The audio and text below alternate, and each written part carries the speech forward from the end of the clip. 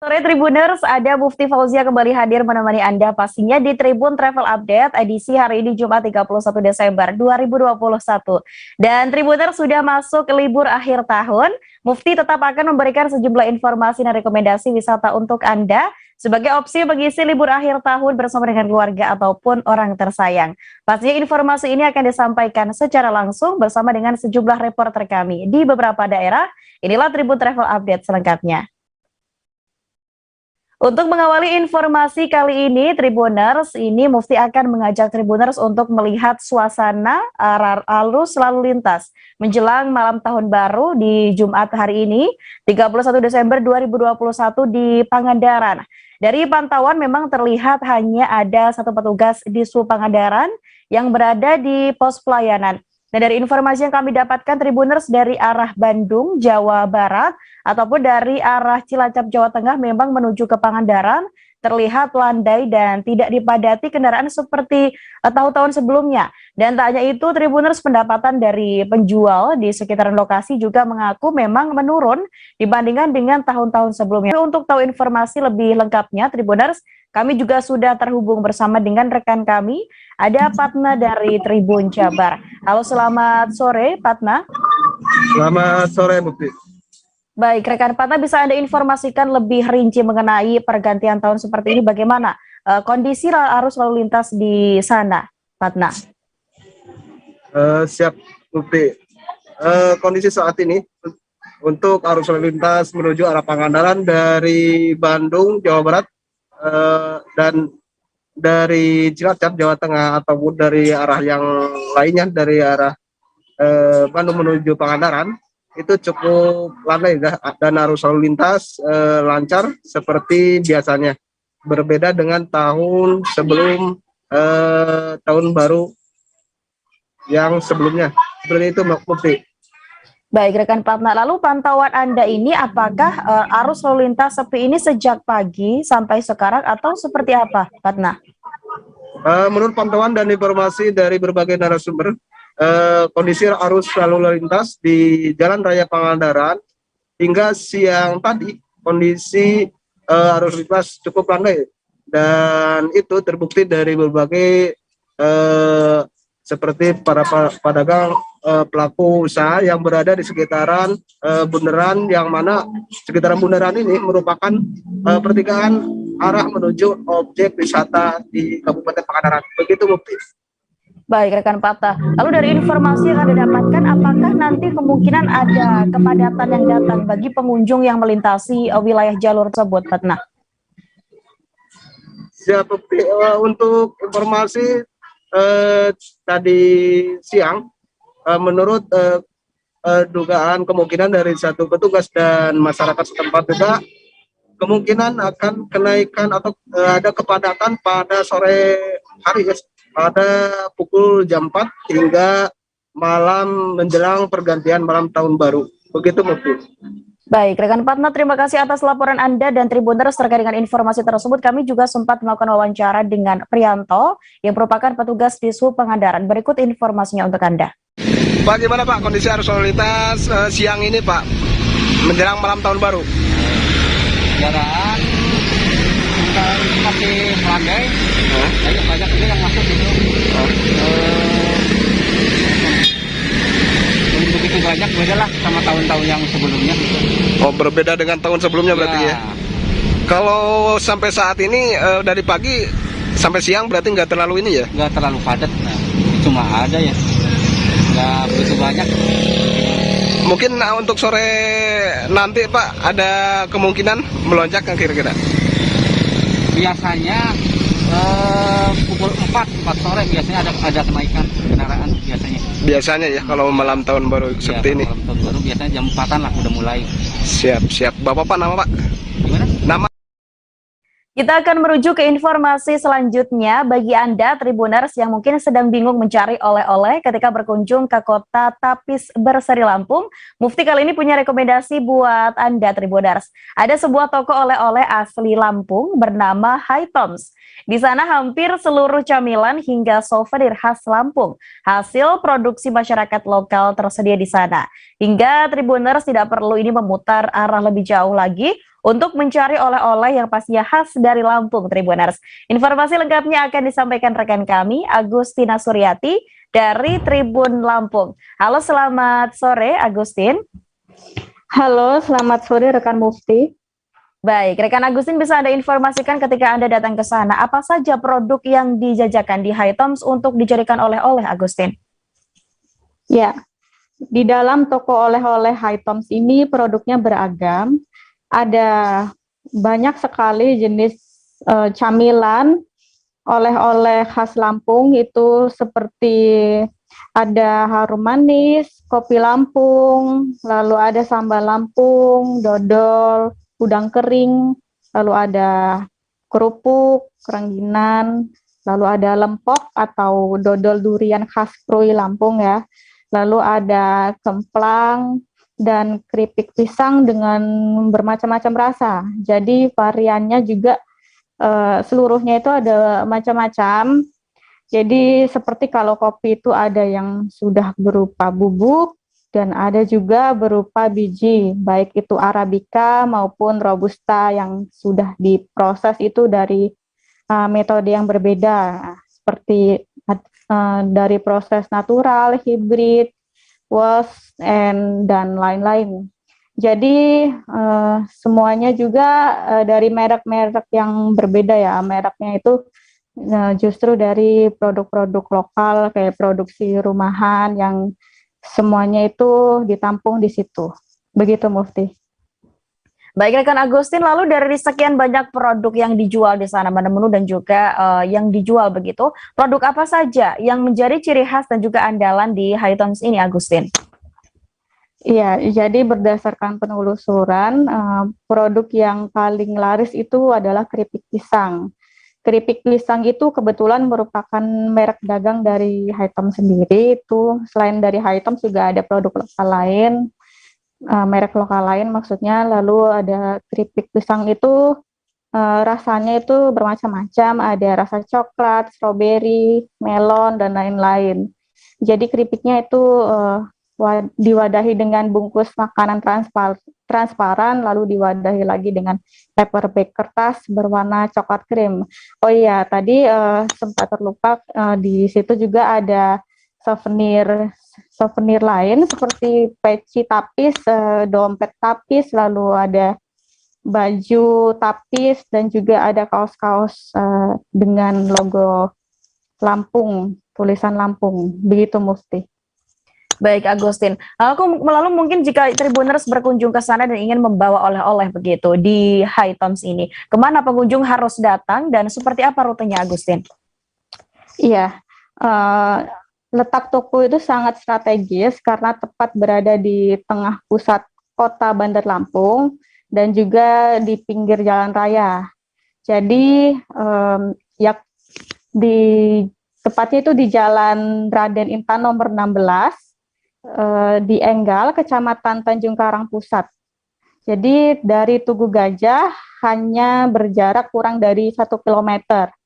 Jadi cukup ambil jalan memutar untuk menuju ke sana dari Tugu Gajah itu ke Jalan Jenderal Suprapto, ke Jalan Brigjen Katamso, lalu dilanjut untuk ambil arah ke kanan di Jalan Raden Intan.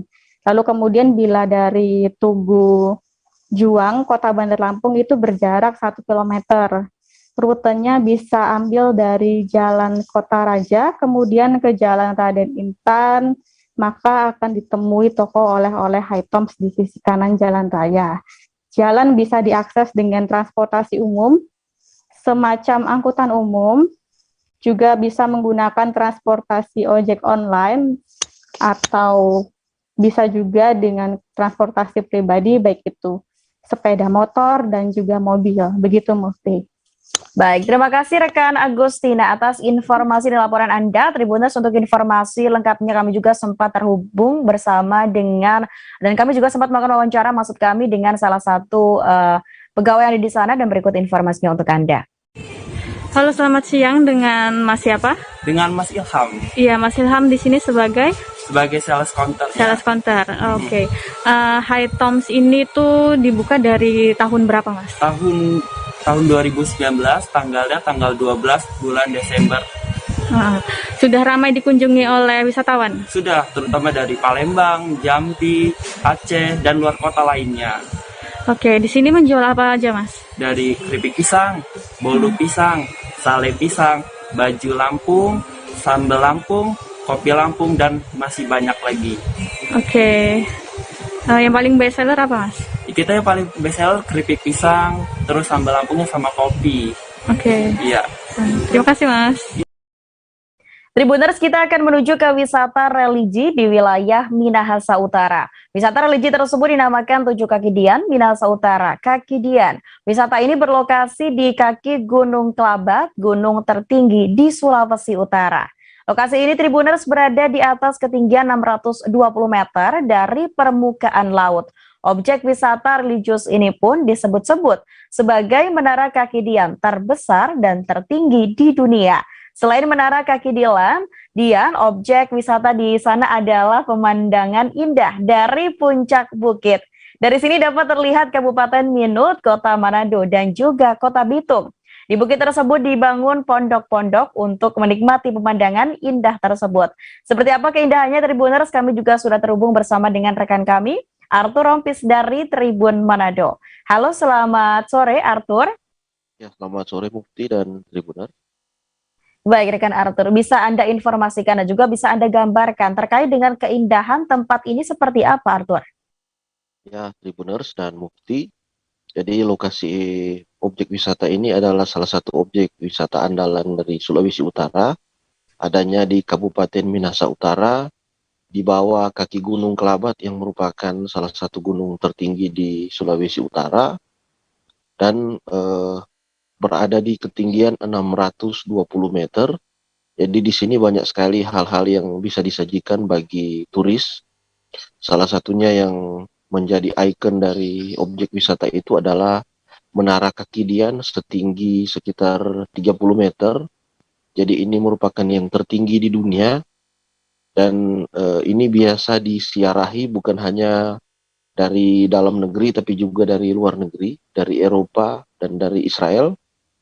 Juga selain lokasi tersebut ada juga salah satu lokasi yakni pondok-pondok. Jadi di pondok-pondok itu disediakan tempat untuk melihat ke pemandangan yang ada di bawah tempat tersebut. Jadi dari atas bukit tersebut bisa dilihat pemandangan di 3 kota, yaitu Kabupaten Minahasa Utara, Kota Manado, dan Kota Bitung. Jadi ini sangat indah karena apalagi jika dilihat di saat hujan. Jadi dari atas bukit tersebut bisa dilihat awan-awan dan ini memang sangat dari sini merupakan pemandangan yang instagramable. Jadi banyak sekali foto-foto di lokasi tersebut. Demikian Mufti. Baik, rekan Arthur. Lalu mengingat sekarang ini adalah masa liburan tahun baru begitu, apakah ada pengunjung yang datang ke sana atau seperti apa kebijakan yang dilakukan di sana, Arthur? Ya, ini memang jadi salah satu lokasi untuk dilakukan pesta pergantian tahun karena ini lokasinya di atas bukit. Jadi bisa dipasang kembang api dari atas bukit tersebut, kemudian akan terlihat sangat indah dari bawah. Tapi memang tahun ini pesta kembang api dilarang, juga kumpul-kumpul, namun tetap lokasi wisata dibuka dengan prokes yang ketat. Jadi kemungkinan warga yang berkunjung di sini mungkin hanya bisa menikmati pemandangan yang ada di sekitar. Jadi tidak bisa melakukan pesta kembang api seperti tahun-tahun sebelumnya. Demikian. Baik, terima kasih rekan Arthur atas informasi Anda. Kami tunggu informasi Anda selanjutnya dan selamat bertugas kembali rekan Arthur. Kita menuju ke informasi terakhir Tribuners, banyak jajanan berupa minuman yang segar dan juga enak saat cuaca panas. Satu di antaranya ialah es cendol. Dari sekian banyak gerobak ataupun warung es cendol di Kota Pariaman Provinsi Sumatera Barat, es cendol Fajri bisa menjadi pilihan.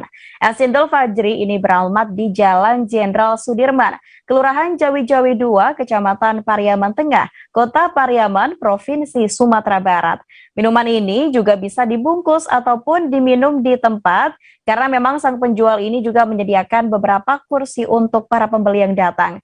Es tersebut merupakan produksi sendiri Tribuners dan disebutkan bahwa minuman ini memang tanpa bahan pengawet. Seperti apa sebenarnya kelezatannya Tribuners? Sudah ada rekan kami Wahyu Bahar dari Tribun Padang. Halo, selamat sore rekan Wahyu. Halo rekan Mukti. Baik, rekan Wahyu bisa Anda informasikan bagaimana kelezatan dari es cendol Fajri di Kota Pariaman ini? Baik Mufti dan Tribuners, bahwasanya es cendol Fajri beralamat di Jawi-Jawi 2, Kecamatan Pariaman Tengah, di dekat Masjid Raya Air Pampang, Kota Pariaman. Jadi kelezatan dari es cendol ini ialah karena es cendol ini juga disajikan dengan ampiang, gula aren yang dicairkan, tape, hingga buah nangka. Sedangkan jika musim durian, Fajri ataupun ibunya yang menjual juga menyediakan menu es cendol durian kalau memang sedang musim. Kemudian buah atau air cendolnya terbuat dari perasan daun pandan yang dicampur dengan santan. Perasan daun pandan tersebut membuat aroma kenikmatannya lebih terasa sehingga lebih wangi dan agak lama dari kemungkinan basi. Begitu Mufti. Baik, rekan Wahyu, tadi ada menyebutkan bahwa salah satu komponen dari es cendol ini adalah ampiang. Yang merupakan ciri khas cendol tersebut itu apa sebenarnya? Jadi es cendol ampiang biasanya memang ditemukan di daerah Sumatera Barat. Ampiang sendiri ialah beras ketan yang direbus, kemudian ditumbuk, dijemur, sehingga beras ketan tersebut menjadi lebih padat, kering, dan berbentuk pipih. Adapun beras ketan tersebut dijemur sekira 1 hingga 2 jam. Kemudian beras ketan yang sudah kering dan nipih tersebut dicampurkan dengan parutan daging kelapa muda, sehingga menjadi ampiang yang siap untuk disajikan dengan es cendolnya. Begitu Mufti. Baik, rekan Wahyu. Lalu mungkin jika ingin menikmati 1 gelas es cendol ini, dibanderol dengan harga berapa, Wahyu? Jadi es cendol Fajri harganya sendiri ialah 1 gelas es cendol ampiang plus buah nangka dan tape hanya Rp5.000 saja. Sedangkan jika pakai durian dibanderol dengan harga Rp10.000. Mufti. Baik, rekan Wahyu. Lalu bagaimana respon dari penjual sendiri mengingat sekarang memang cuaca ini sedang hujan begitu, sedang hujan di beberapa wilayah di Indonesia. Dan bagaimana respon dari penjual, Wahyu? Baik, nasib pedagang es cendol bisa digambarkan lewat istilah Minang yang bisa disebut oleh orang Minang, yaitu Cindu Takacau hari hujan. Artinya, cendol sudah diolah namun hujan mengguyur. Jadi, nasib pedagang cendol ialah ketika hari hujan memang biasanya jualannya tidak laris. Menurut Yulia, pedagang es cendol Fajri, ia pasrah jika hujan mengguyur daerah sekitar. Karena memang kata dia biasanya akan sepi pembeli. Jadi, jika mengalami kondisi tersebut, dengan artian akan sepi pembeli, cendol-cendol tersebut biasanya ia sumbangkan kepada ke masjid untuk sebagai menu buka puasa pada hari Senin dan Kamis biasanya untuk jamaah. Kemudian kadang-kadang ia juga menyumbangkannya ke sebuah sekolah di dekat ia berjualan. Kata dia karena tidak semua murid-murid itu tentunya punya kelebihan ekonomi ataupun dan sebagainya. Begitu Mufti. Baik, terima kasih Wahyu atas informasi dan juga laporan Anda. Kami tunggu informasi Anda selanjutnya, rekan Wahyu, dan selamat bertugas kembali.